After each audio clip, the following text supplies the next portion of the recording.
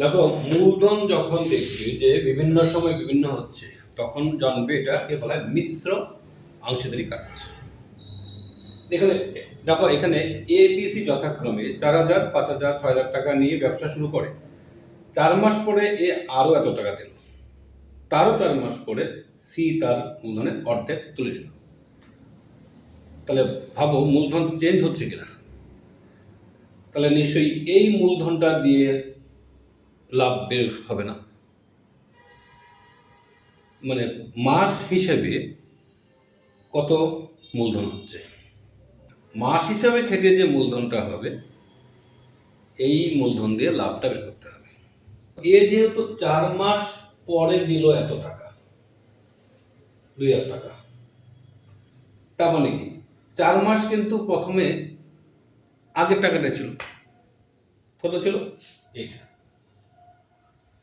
তাহলে আরো থাকলো 8 মাস, পরে 8 মাস নিশ্চয়ই এটা দিচ্ছে, তার মানে কি এটার সঙ্গে এটা যোগ হলো, তা পরে 8 মাস খাটলো 4,000 প্লাস 2,000, 6,000 টাকা। তারপর যত মাস খাটবে যত টাকা গুণ হয়। আমি দেখাচ্ছি। দেখো যে এ 4 মাস খাটায় নিশ্চয়ই 4,000 টাকা, ও আর বাকি 8 মাস খাটা কত, এত প্লাস এত। 8 মাস খাটা তাহলে 4,000 প্লাস 2,000 টাকা।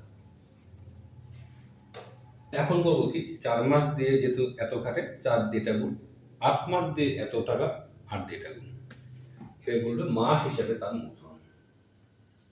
মাস হিসাবে মূলধন কি দাঁড়াবে, 4 ইন্টু, তাহলে এই যে 4 মাস খাটে এত, 4 ইন্টু 4,000, 8 মাস খাটতে এত, তাহলে 8 ইন্টু,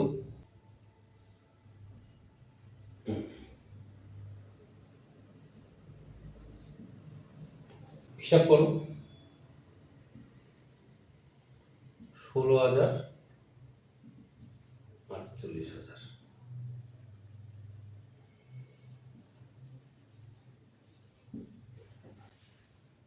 ঠিক আছে, এটা গেল এ।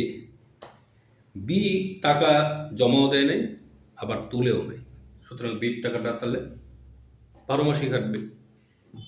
তো বি 12 মাস কাটায় এত টাকা।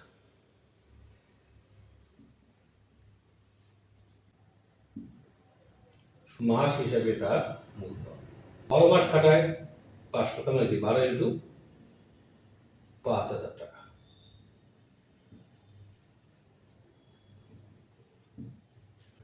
সি কখন টাকা তুললো, এ যখন টাকা দিল তার 4 মাস পরে, এ টাকা তুলছে 4 মাস পরে, আবার তার 4 মাস পরে, তার মানে 8 মাস পরে সি টাকা তুলেছে। তাহলে সি, তাহলে 8 মাসের টাকা নিশ্চয়ই এইটা নড়চড় হয়নি, এটাই ছিল। কিন্তু পরের 4 মাস হবে, পরের 4 মাস কত খাটলো, নিশ্চয়ই এখান থেকে অর্ধেক চলে গেছে, 6,000 মাইনাস 3,000। তাহলে সি কি বলবে, 8 মাস খাটায় কত, 6,000 টাকা,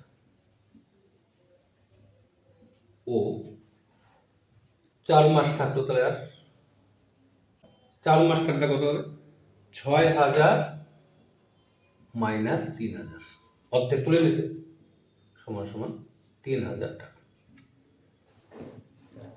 তাহলে মাস হিসেবে মূলধন কি দাঁড়াবে, সুতরাং মাস হিসাবে মূলধন 8 মাস 6,000, তাহলে 8 গুণ 6,000, 4 মাস খাটায় এত, তাহলে 4 গুণ 3,000, কত হয়, 1,000 টাকা। এই হিসাবে এখন বের করতে হবে এ বি সি এর মূলধনের অনুপাতটা। কি হবে, এ কত, 64,000, বি কত, 60,000, সি, তাহলে 64, 60, 60।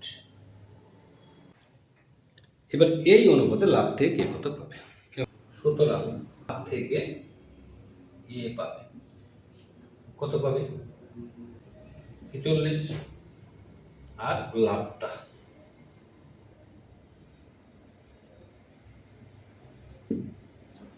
এটা কাটারি করে নিই। ঠিক এইভাবে বি পাবে, সি পাবে।